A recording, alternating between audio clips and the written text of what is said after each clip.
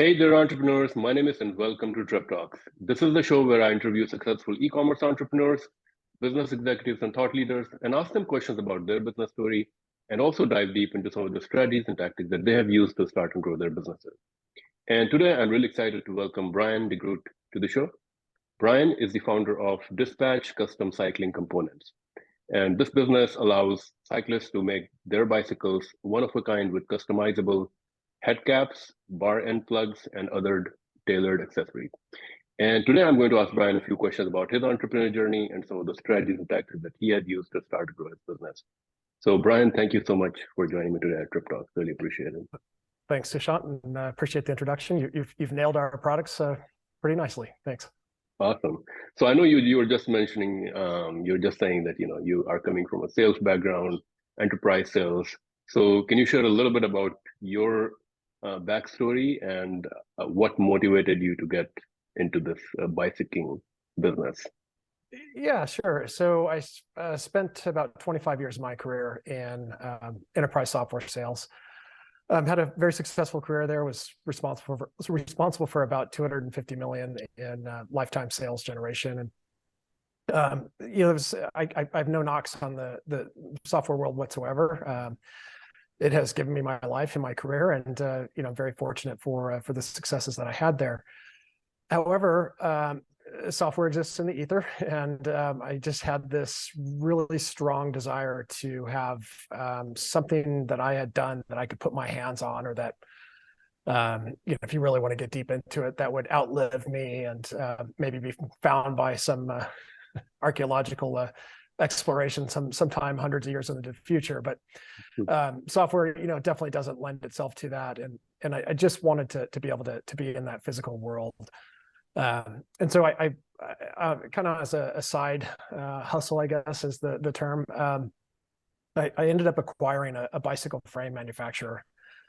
And through that process of developing the brand and trying to grow the marketing presence of the bicycle frame company, started experimenting and kind of dabbling in a couple other areas beyond things like hats and t-shirts and stuff like that, and started working into bicycle accessories. And what was great about it for me was that, with the bicycle frame manufacturer, we would sell one, we would build one, we may build 10 at a time and then go sell 10 at a time. But we weren't really ever going to get to the size of the market that the bicycle market truly represents, which in the US is about 17 to 19 million new bicycles sold every year.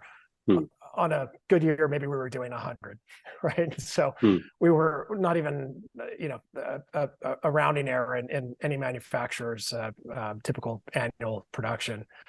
But what the headset caps and what ultimately became Dispatch allowed me to do was to be able to say, well, there's 17 million new bicycles plus whatever's already been sold that are available for us as customers.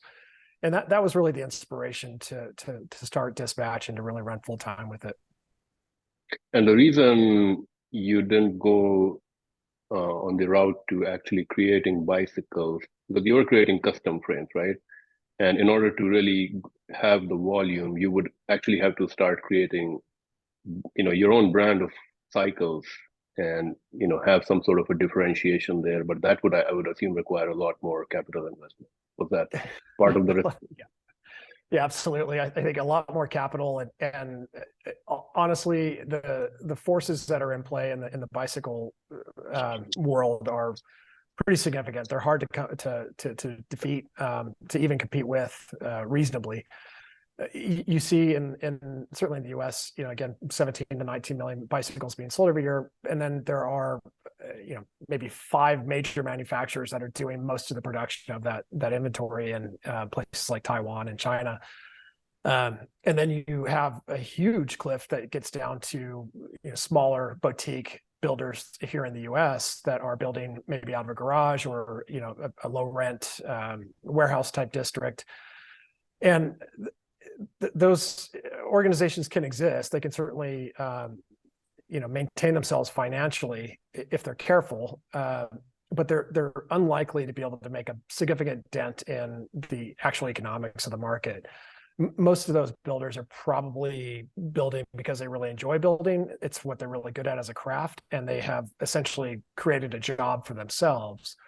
but they're not going to go into a production run of 10,000 frames a year or anything else of that nature, which, by the way, isn't even really significant in the bicycle world, right? So it's a very hard place to exist.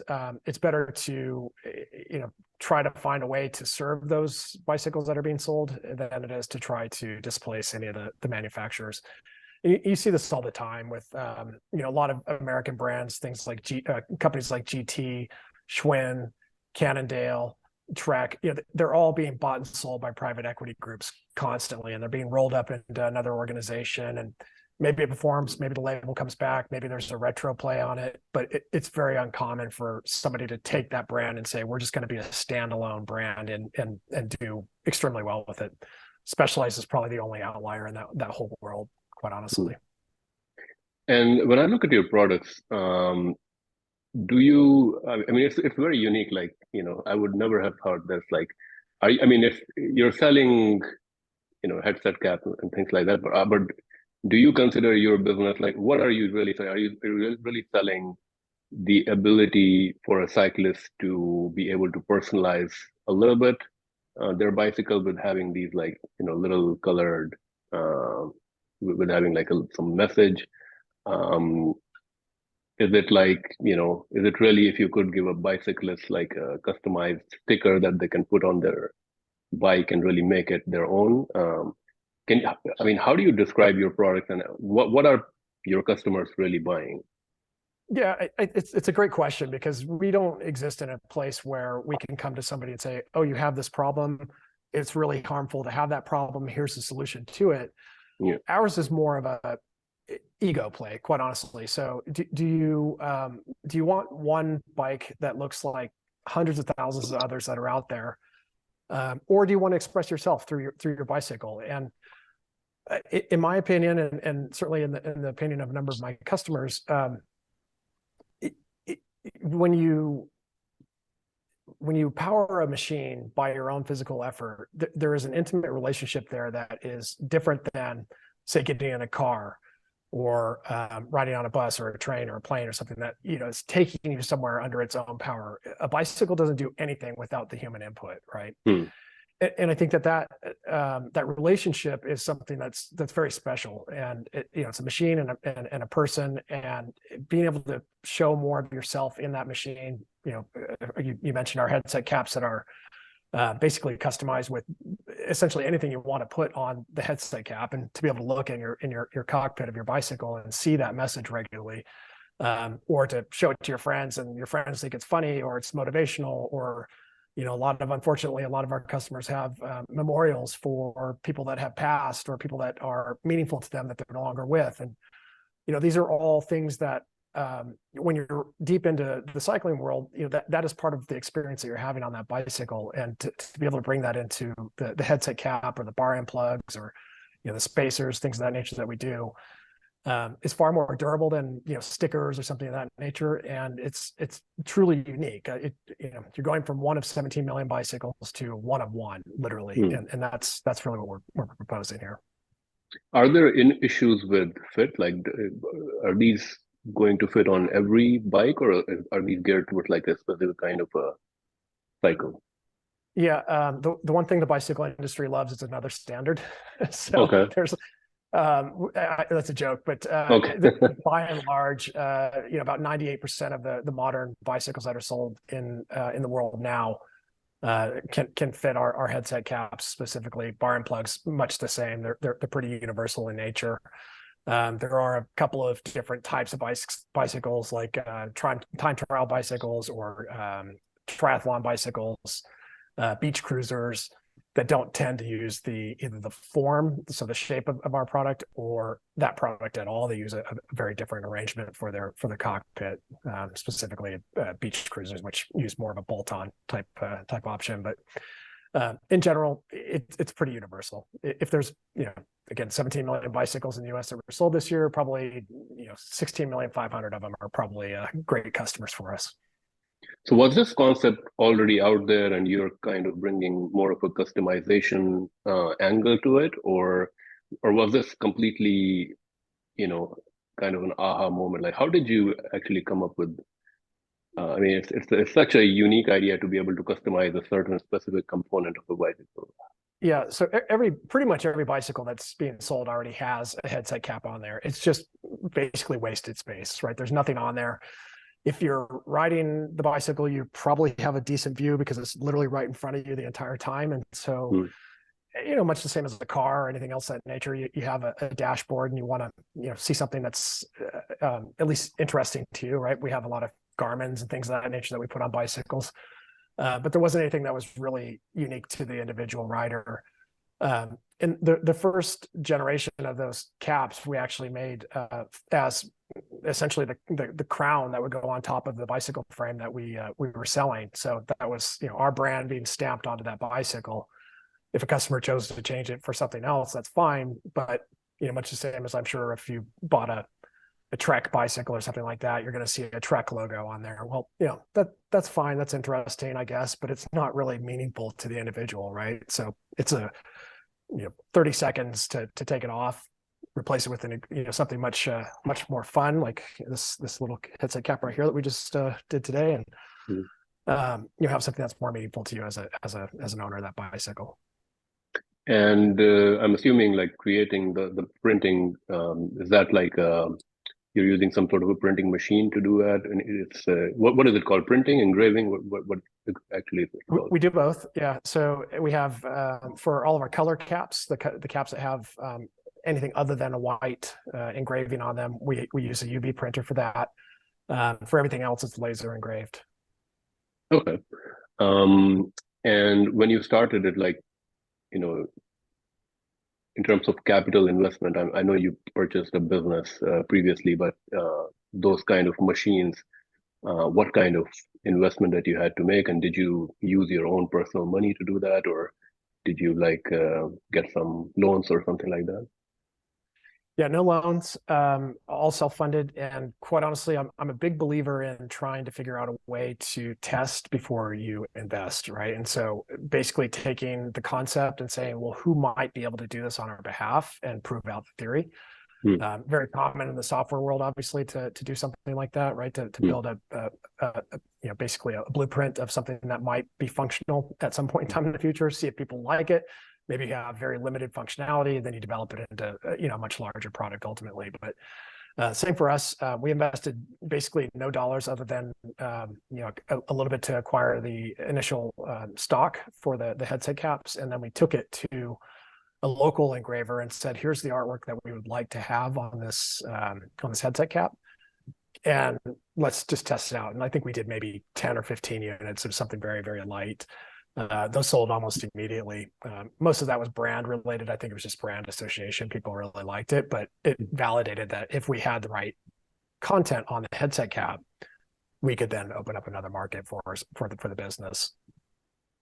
And your business right now is completely direct to consumer. You're not selling it through um, other like more mainstream bicycle retailers or through any brands or anything like that.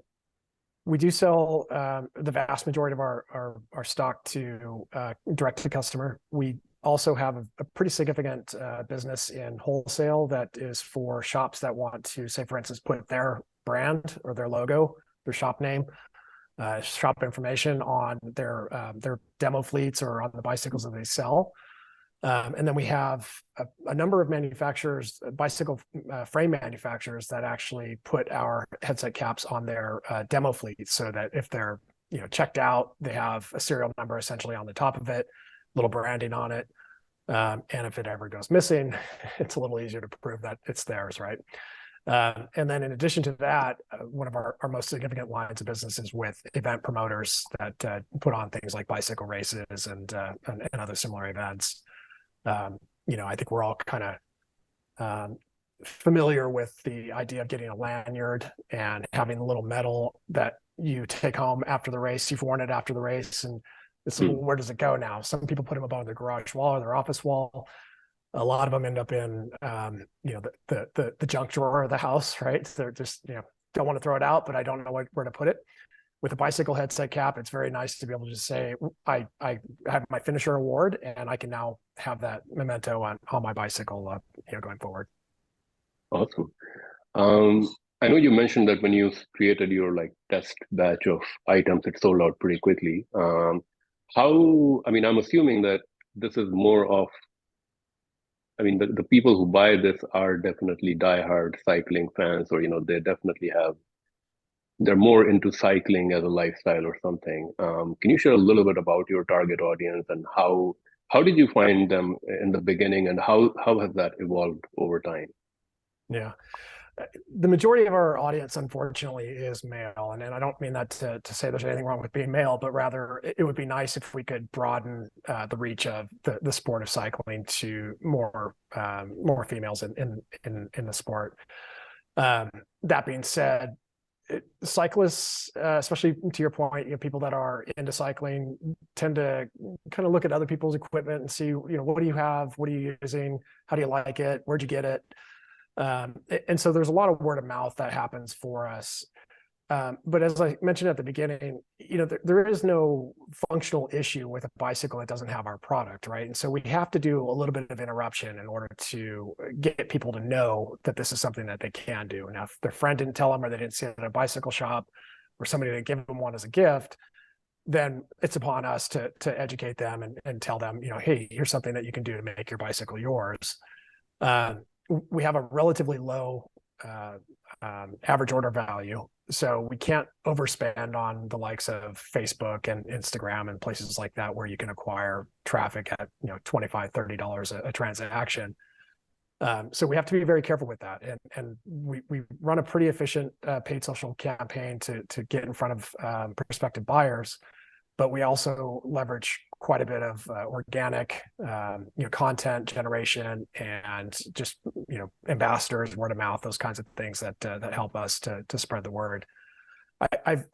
We have a couple of customers that have tattooed our logos on their body, and I have tattoos. I do not have any dispatch tattoos, and so every time I see that, I'm I guess surprised for some reason that the people are that interested, loyal, committed, whatever you want to say. It certainly is a commitment, to go that far with the brand, and it's flattering, but it's also recognition that we have a community and we have built up a strong bond with our customers and hopefully with our customers to be.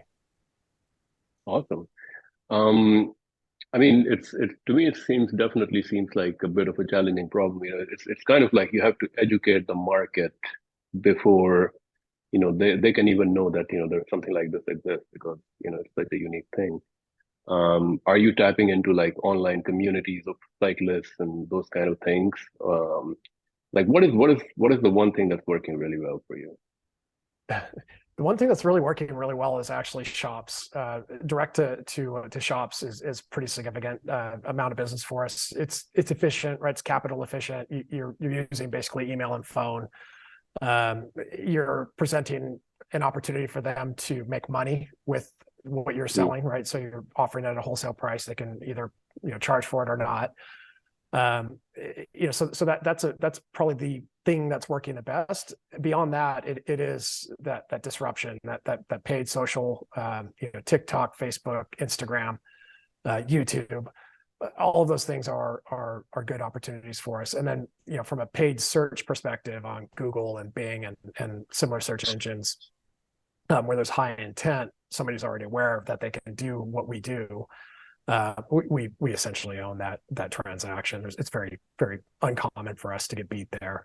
So those are working well. But again, it's a fine line. You have to be very careful to make sure that you don't overinvest in acquisition, because it can look great on a top line, but by the time you factor in everything that it takes to get the product out the door and the landed cost for the customer, you can quickly turn yourself upside down. And that's it's just one of the, I guess, the good news, the bad news about the business, right? It's as whatever the economic headwinds that we may or may not be facing here in the US, it's largely a discretionary purchase. And if I have an extra $25 to $50 in my pocket, I can make that transaction happen, and maybe I get reinvigorated and enjoy my bicycle much more than if I was maybe in a much better position and said, "Oh, I'm just going to go replace my bicycle and spend another $5,000 to $15,000 on a new bike."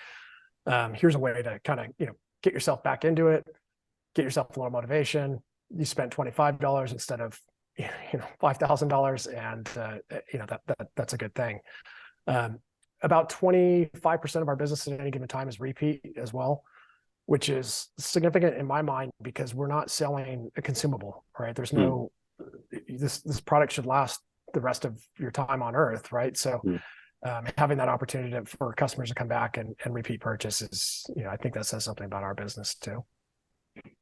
So as an entrepreneur, how do you envision this business, let's say 2 years, 5 years down the road? Like there's definitely, as you said, there's definitely some risk involved. You have to walk a fine line so that you're not overspending in terms of, in terms of your cost, and always have a consistent source of revenue coming in.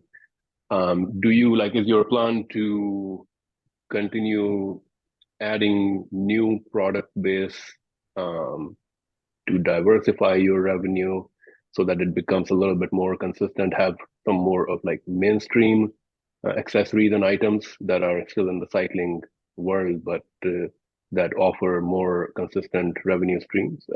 Or do you just want to continue with the product that you currently have right now? Yeah, I think it's more the latter. We have, basically a piece of paper, right, that we can put anything we want on that paper at any given time. So I think the opportunity to continue to grow the business is a couple of areas, right? One is, can we take the existing product that sells extremely well for us and continue to introduce new designs and keep people interested in the product that way? I wouldn't say that we're in a subscription-based model where you need 12 of these things, but people match their shoes and their helmets to their bicycles, these kinds of things. So it's like, okay, well, the headset cap can also be another accessory that I can literally replace fast so I can put my socks and shoes on. So there's an opportunity for that, right? So maybe in the spring, I start training for a bigger event that's going to be later in the summer. I want something motivational to me. I do that event. Maybe I want to taper off a little bit and I want to just have a little more fun ride. So maybe I have something that's funnier on the bicycle for me. Maybe I have a different bike. Maybe I buy another bike and I want a different color. There's a lot of opportunity there to sell to existing customers, the existing products that we have today. However, we also recognize that there is an opportunity for customers that are loyal to the brand to continue to buy more from us. And we've done that through a number of different items, things that are branded merchandise. We've increased our product line offering. So not just headset caps, but we include now the bar end plugs and the spacers. And later this year, we'll be introducing some frame protection that goes on bicycles that allows for the very expensive investment in many of these bicycles to be preserved a little better and take better care of the bike. So those are again things that can go onto the bicycle and be taken right back off and changed out to something new if that's what they're into. And then as time goes on, we'll look for other areas. We have some ideas on some things that we want to do. We're not completely ruling out going back into the bicycle business, but it would be in a very different play and a very different type of bicycle than we were doing before. With someone who has a background in sales, I would say that if you can sell one product, you can probably sell another product also if you're passionate enough about it. Looking back, do you think if you had chosen a different category or a different product type, would you have gone that route? Or do you ever have any regret selecting this specific product type or category? I'm curious. I'm sure you're using your sales skills to grow your business, but do you ever think that if I had a different business that was which was more less risky or easier to grow with using your skills, that you would have pursued that? Yeah, I think look, we're in a very privileged position to have 17 million new customers every single year, right? That's not many markets get a 17 million unit refresh on their market every single year, right? So that's great. That being said, from a sales perspective, the good news is I'm always happy to get on the phone and talk to prospective customers, especially the larger shops and things of that nature. And I don't have any fear about, doing that, right? And I think that's a very important skill to have as an entrepreneur. You have to tell your story often, and you have to not get tired of it. You just have to keep doing it over and over and over. Yeah.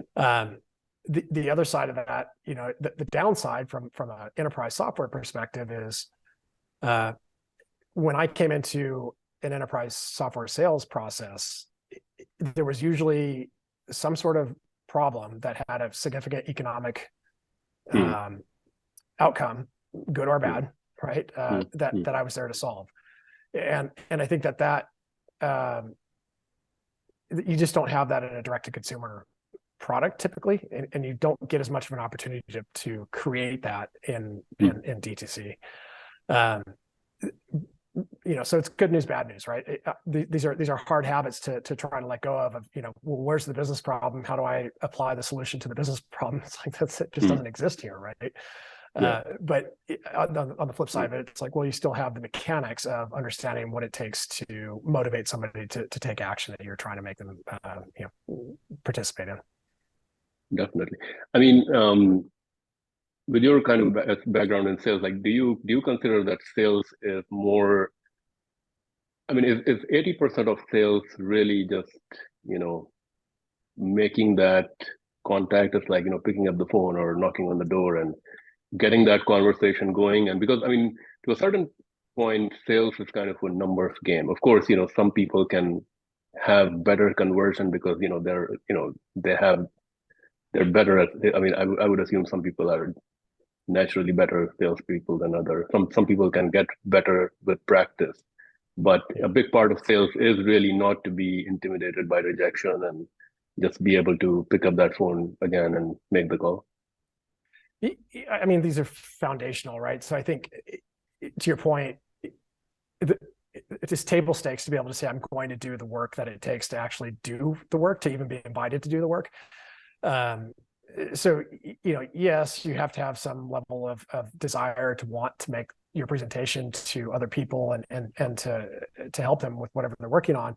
But on the flip side of that, making contact with people at this point in time in the world is pretty easy, right? I mean, I'm sure you go to your inbox every single morning and it's like, there have been plenty of people who have tried to make contact with me, right? Why do I respond to the ones that I do, and why do I not even open many of the others and just delete them automatically, right?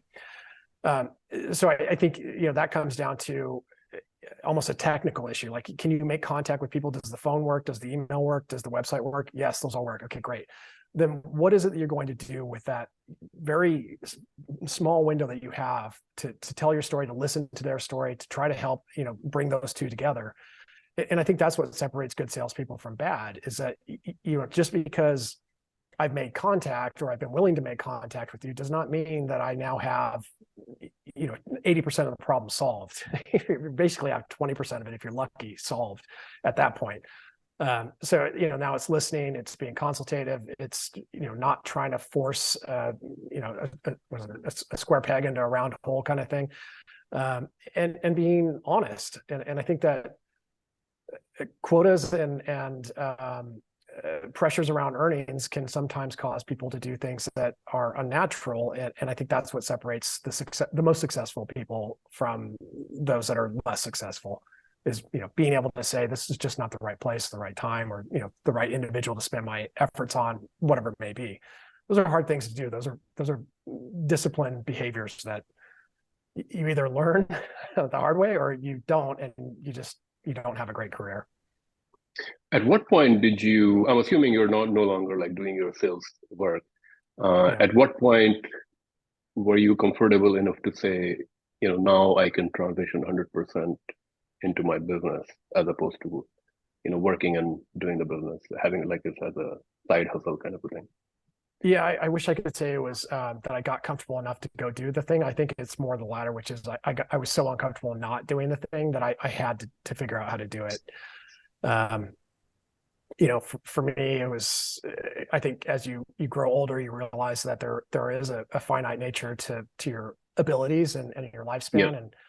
Time is precious. You don't know what you'll have tomorrow, and Yeah. it's important to take those chances.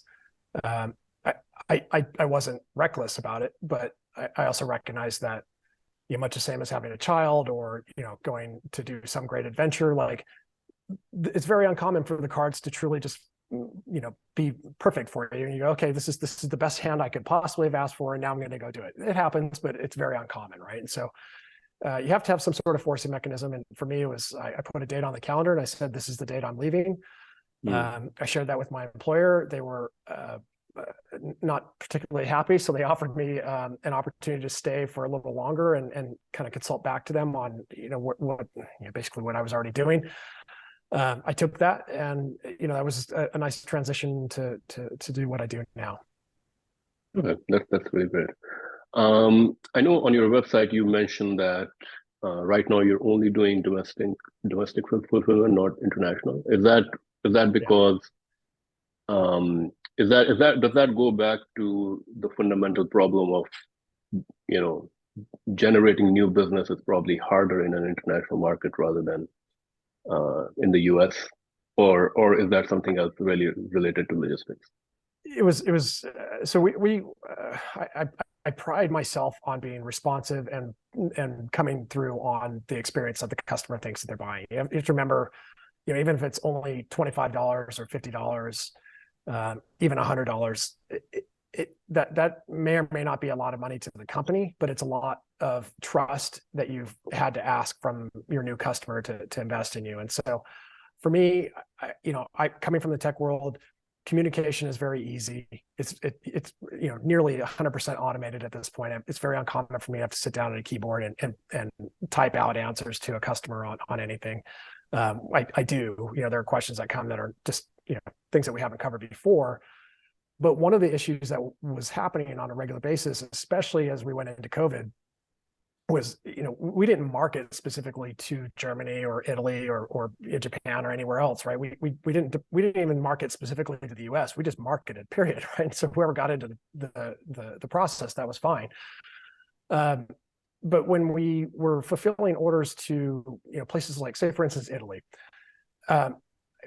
I can create a label here, I can fulfill the product here, I can put it in the mailbox here, and I can see everything that happens until it gets to an aircraft in Los Angeles. And once it leaves there, and this customer is probably paying $40 for that product to be sent to them, right? It's very expensive relative to say US shipping, which is $4, right? So we have a $50 purchase, $40 in postage. They're in for 90 plus whatever the currency exchange is. And this product leaves Los Angeles, and I have no idea what happened to it from that point forward, right? And so the communication between carriers, postal services, is effectively non-existent. There are a couple of countries that still do decent work. I think Canada actually is one of the exceptions, but it caused so many questions, so many problems that I took personally. I didn't feel good about letting people down about, I have no idea where your product is in some rural part of Italy. I'm so sorry, right? If it was a rural part of the US, I could tell you exactly where it is, right? And so not being able to live up to that expectation, to meet our customers' expectation, to meet my expectation of what we would do for customers, I just made the decision that we're not going to do this any longer, and we closed it off.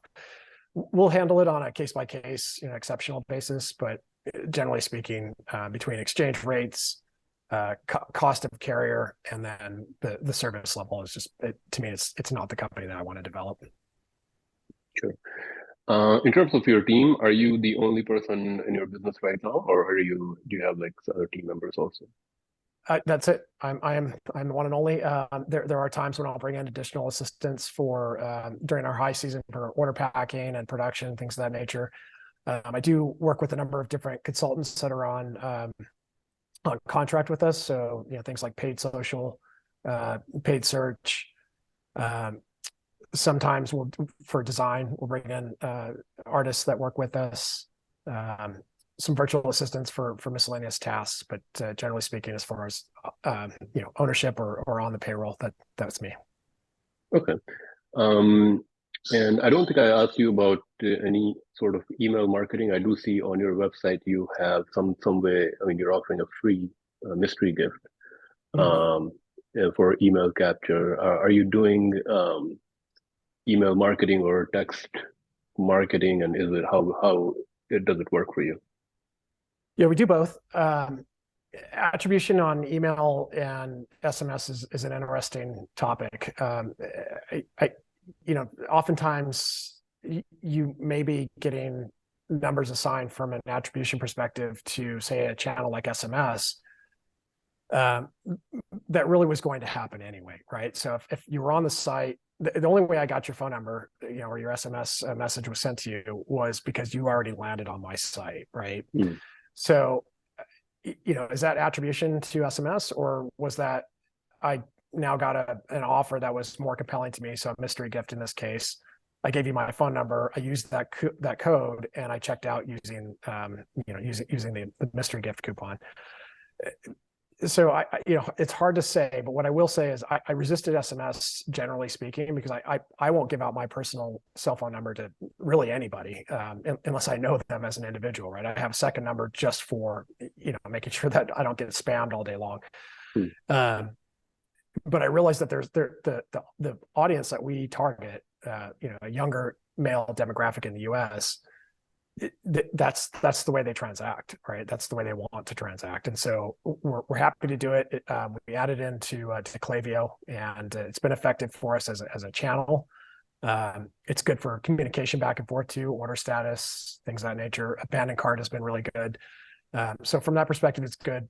Klaviyo email was just as good, if not better, than SMS as well. So it's hard to say that one is better than the other, but both are very effective and cost effective, especially channels for us. Have you ever thought of any sort of strategy or tactic that would help you scale your business quickly, like getting featured on Shark Tank or something? No, I don't. Yeah, it's funny. Distraction and opportunity as an entrepreneur, especially in DTC, are real forces to be reckoned with, and I think focus is the real key at the end of the day. Like doing something, so starting, right, getting something going, and then being really deliberate about staying focused on a particular area that you find either attractive because you enjoy it, attractive because it's effective, hopefully both. And then once that starts to hit its peak, then you maybe go look for other areas to layer in, like other channels or going on Shark Tank or something of that nature. If you're on, DTC Twitter, you'll see all day long, like everybody has an opinion or an app or a process or, some great something or another that everybody has to be doing because this is the most effective thing that's ever been done before. And that may or may not be true, but what matters the most is that you pick what you think is most effective for you as the operator of that business, and you stay focused on those things.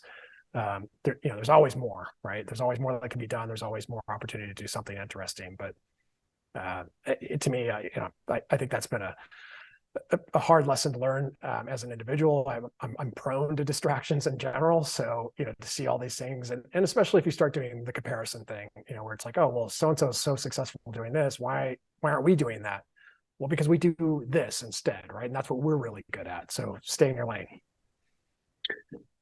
In every entrepreneur's journey, there's always mistakes made, lessons learned, failures, so to speak.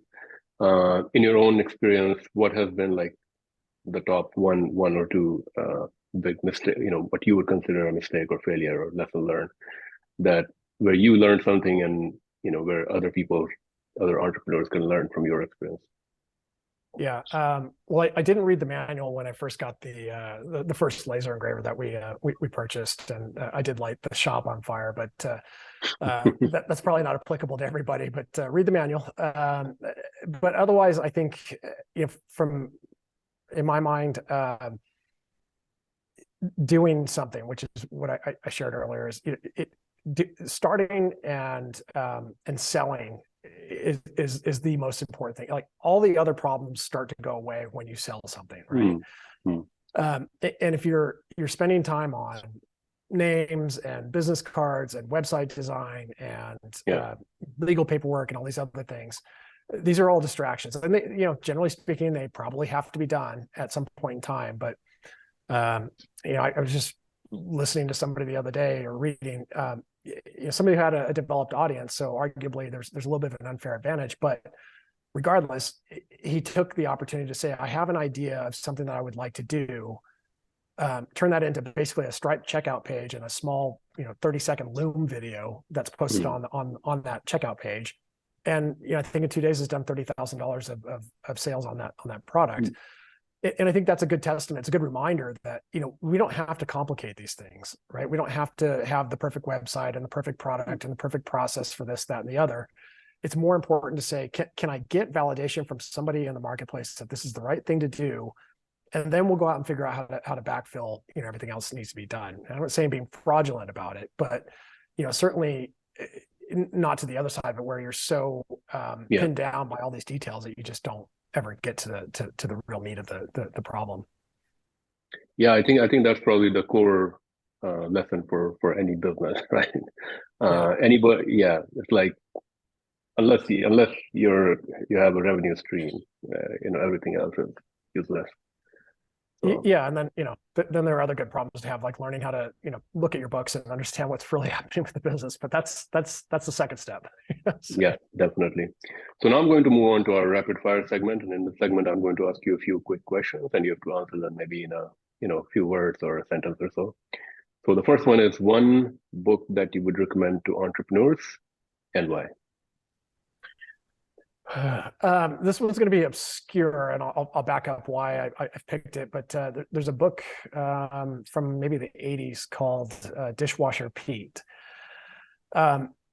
It's basically an autobiography of an individual who kind of got famous. I think he got onto some of the late night shows like David Letterman and things of that nature. But he basically is sharing with the readers his journey as a college educated individual, like how to survive at the most basic level, which is washing dishes at restaurants. And for me, that was just kind of a foundational book in my life, because I realized people think entrepreneurs are very risk-taking people, and the truth of the matter is, generally speaking, most of them that I know are not. We're all looking how to mitigate risk, right? And so having that knowledge that come the worst case scenario, I can walk into probably the back of any restaurant here in the city I live in and say, do you need a dishwasher tonight? And walk out with some amount of money. Like you're not going to go homeless. You're not going to starve. Yeah, you might have to swallow your pride a little bit, and yeah, maybe it's not exactly what you want to be doing, but it was a great confirmation of that, and I really enjoyed that book. And he went on to actually write another book about cycling in Holland, actually. So it's funny enough that it would come full circle that way for me. Awesome. Yeah, I think that's a good lesson to learn, especially for young people, to know that I mean, if anybody can take the risk with a young person, and even if they fail, there's always a backup. Like you can always one learns more in the launching of an entrepreneurial endeavor than you would ever learn in like a corporate situation. So yeah, absolutely. And an innovative product or idea in the current e-commerce, retail, or tech landscape that you feel excited about. I don't know if it's e-commerce related, but I'm really pleased to see how much focus here in the U.S. is going into last mile transportation, and I think that may be e-commerce related. It's certainly e-commerce related for me, because we play well with e-bikes as well as regular bicycles, human-powered bicycles.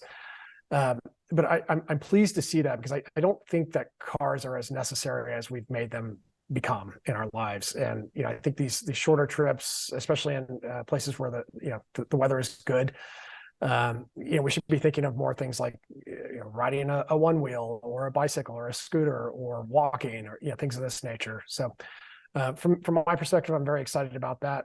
Specific to e-commerce, we use Shopify. I'm sure probably 95% of your interviews use Shopify, but the whole arming the rebels concept of Shopify and the opportunity that e-commerce in general presents to really anybody that wants to try to give it a shot I think can be life-changing. And I think that that's pretty exciting, that for $29 a month and whatever 2 weeks of free trial, if you were truly down and out and you had an idea, you could stand this thing up and maybe work yourself out of a hole pretty quickly. So I think that that's transformative, and that's amazing. Yeah, it's definitely leveled the playing field between like a single person versus like a big corporation. Like you can pretty much do everything. A business or productivity tool or software that you would recommend, or a productivity tip?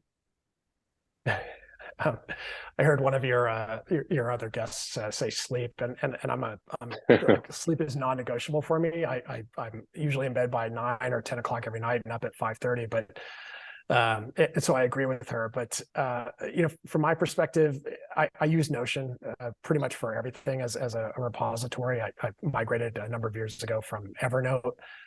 I'm horrible at using it, but I do recognize the power that it has for me to be able to keep things in place and hopefully to keep myself on task.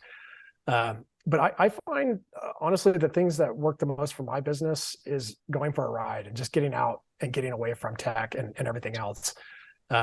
We have a Peloton in our house, a Peloton bicycle. And what I've noticed with that is that it's very easy to sit on that bike. And even if you're working out pretty hard, you can still have the iPad in front of you. You can still have the phone by you. You can look at things. You can check emails, these kinds of things. And that's something you really can't do when you're out on a ride, and what I am fond of saying is every time I go out on a ride, a problem that I had before I left usually comes back solved. And that's just a function of getting out of every other distraction that you have, getting the endorphins flowing, getting the heart rate going, getting your mind going, and coming back with that, and focusing on that solution, the problem, and then coming back with the solution. To me, that's the best hack I could ask for. It's better than any email program or calendaring. No, I think that's a great one. Yeah, for sure. A peer entrepreneur or business person whom you look up to, or someone who inspires you. There's a company, I don't know if they're up in Canada or not, but there's a company down here that does sunglasses called Gooder, Goodr, and Stephen Lease is their CEO, and I think founder or co-founder. And I really enjoy them because they're pretty lighthearted about what they do. They make glasses primarily for runners, and then other sports like cycling and things of that nature. But I think they've kept themselves in check and understand like they're not solving cancer, but they're providing people an opportunity to get out and be better versions of themselves. And sunglasses happen to be that mechanism that they use.